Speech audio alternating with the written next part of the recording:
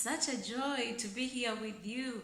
My name is Sibeke Grace. I am very excited to be here to share with us on the topic employment.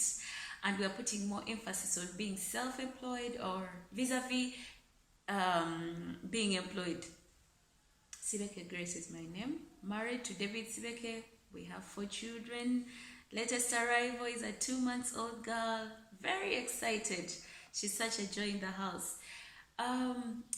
By the way, I am one of the very happy and excited members of the Online Church of Uganda. We are on Instagram, TikTok, YouTube. Please tune in. This morning, we are looking at the difference between being self-employed and being employed. I want to let you know that the biggest part of my life has been self-employed. Right from campus, however, I was employed by Compassion International for about a year, and the other bit of it was internship. Then I worked, and then I dropped out. I dropped out back to self-employment. However, my husband is employed. He has been a banker all his life. He's been working for about 3 to 4 banks, and I know what it means to be employed. I have some experience in what it means to be self-employed. So come on, let's get onto the journey. What is employment? It's a state of having a paying job or a state of earning from your work. Friends, once you're working and you expect to earn, you are employed. What you do, nobody's concerned, but you're working, expect to earn, that is employment. And as Christians, of course, it has to please the Lord. It has to be work that is accepted by the Lord and that which glorifies Him. Don't forget that. Even the business has to glorify God. Yes. So let's dive into the advantages. As we do the advantages and the disadvantages of self-employment, we shall also be juggling and looking at the other side as well. And we shall also look at the myths about self-employment. What are the advantages of self-employment? I did define for us. And self-employment is working for yourself. Someone works for themselves. Sometimes the reason is not money, as is with the other side, but you work for yourself. Probably to get a skill, to earn, to pass time. All that is self-employment. You have your own reasons and you're working for your own reason and you pay yourself. Then being employed is working for someone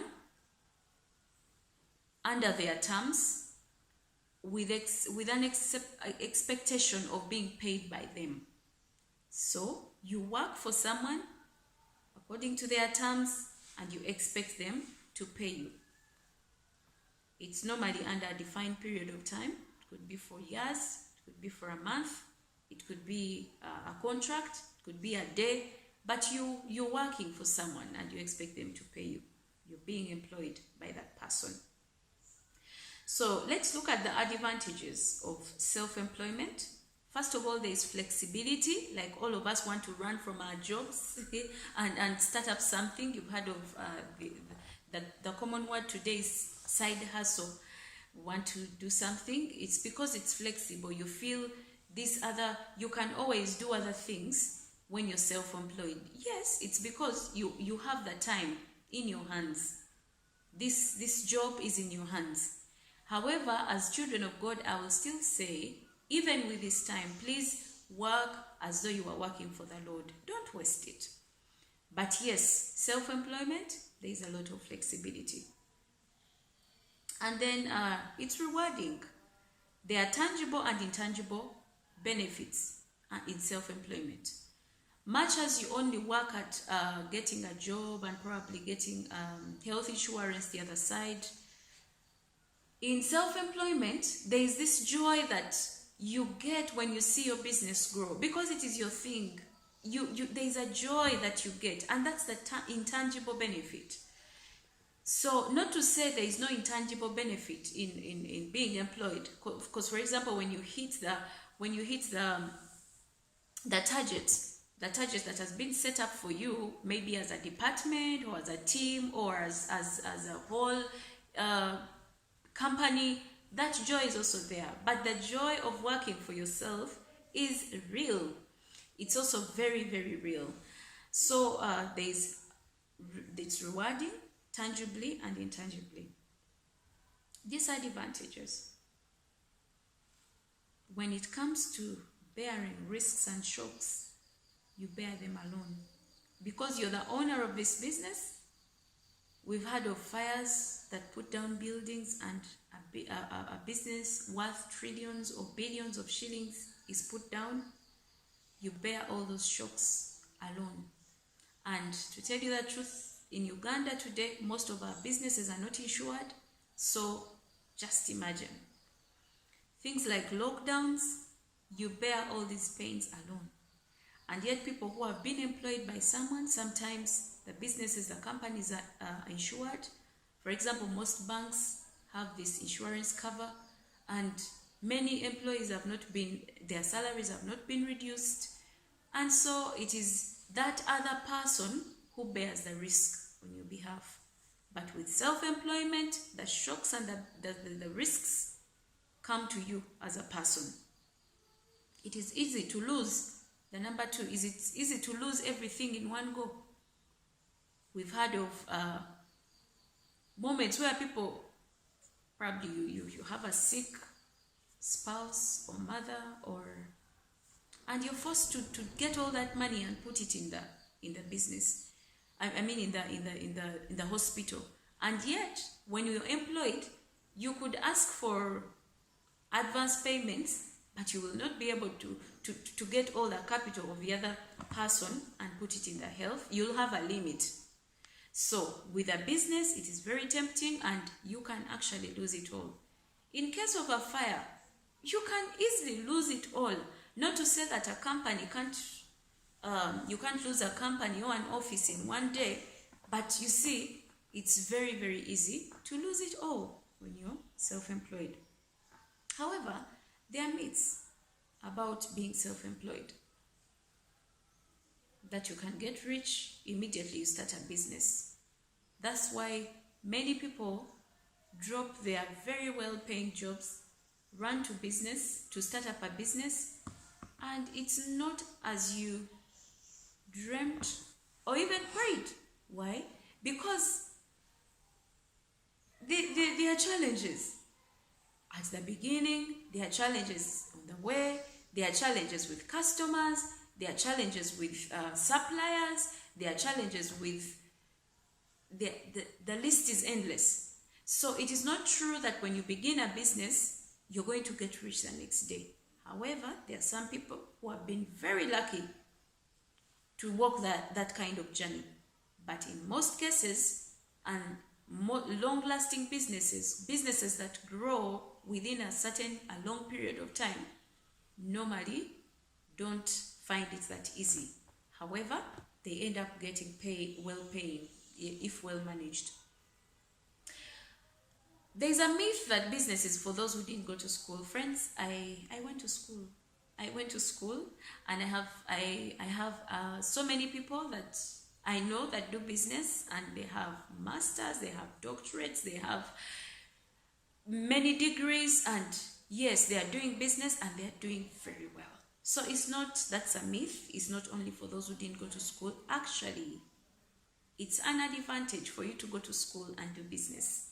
Then you're going to be able to deal with a certain higher class of people. I'll give an example of myself. When I'm selling clothes to people that have gone to school and I speak English and I understand what it means to sell. I mean, when someone says, I want a formal dress, or I want a dress for an interview, a suit for an interview, or I want something casual, I really understand what they are up to. When they say, I want to put on casual smart, I know what they mean.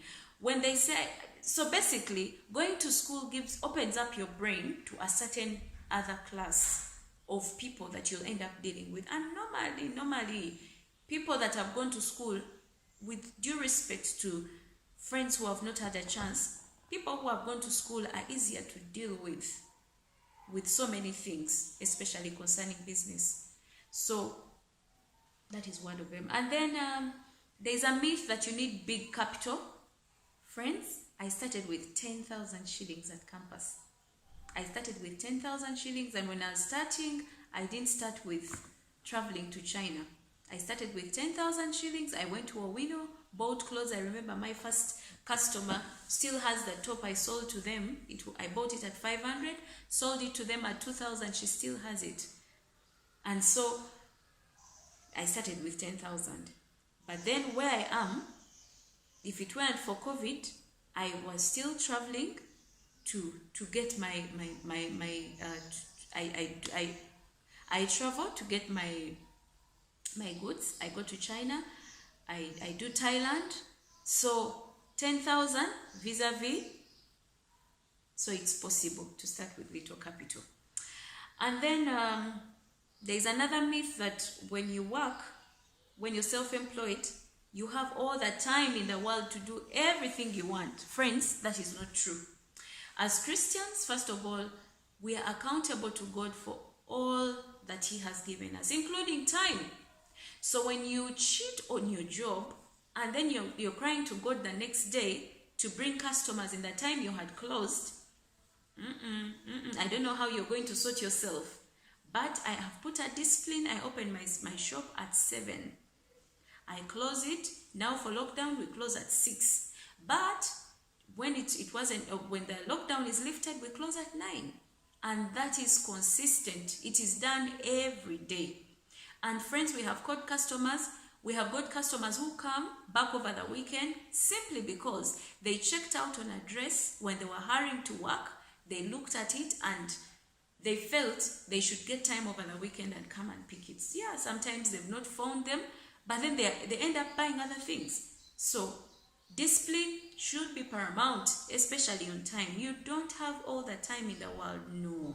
And then you don't have all the time in the world to such an extent that you have to apportion time for the business. I'm a mother of 4, you have to apportion time for the family, and then you apportion time to minister, to be in ministry. So where is the time? You don't have it. So that is a myth. In conclusion, I would say that the Bible tells us in Proverbs 14:23 that,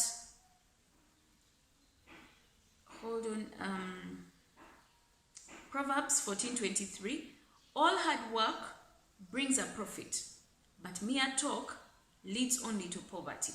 Friends, wherever you are, whether you're being employed or you're employing yourself, work hard. Genesis chapter 2 verse 15 says, the Lord God took the man and put him in the Garden of Eden to work it and take care of it. And later in Genesis, God says, go and multiply. Now, we normally perceive this only for the married, but when He has given you the garden, that is your workplace, this business, the business idea, He's saying, go run with it and multiply, make money, earn more, make more profit, benefit your company, put in more time, put in more effort, so that you get all the promotions, so that you get the increments in salary. So go multiply and increase.